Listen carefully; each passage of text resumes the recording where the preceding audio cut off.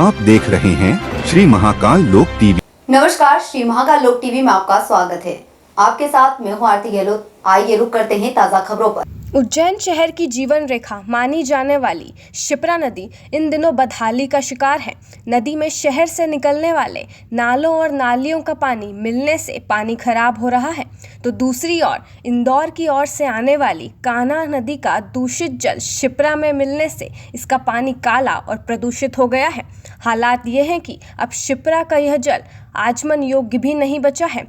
ऐसे में शहरवासियों और हर दिन शिप्रा घाट पर आने वाले लाखों श्रद्धालुओं की आस्था से खिलवाड़ हो रहा है।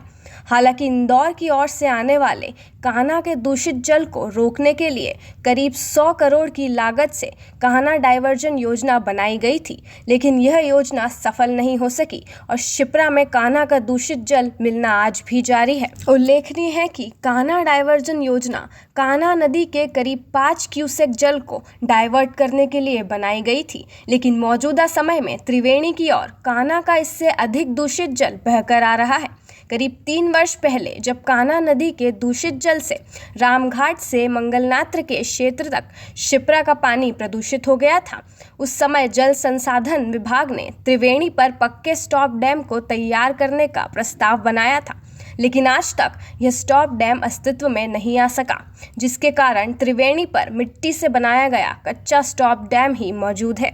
यह डैम आए दिन कान्हा का पानी ओवरफ्लो होने से टूटता रहता है, जिसके कारण शिप्रा नदी में कान्हा का दूषित जल मिलना भी जारी है।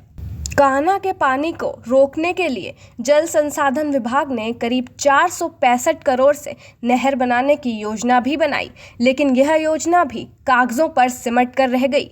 वर्तमान में हालात ये हैं कि शिप्रा में देवास और उज्जैन शहर के नालों के पानी का मिलना जारी है, तो दूसरी ओर कान्हा नदी का पानी भी त्रिवेणी पर बने अस्थायी स्टॉप डैम को तोड़कर शिप्रा में मिल रहा है।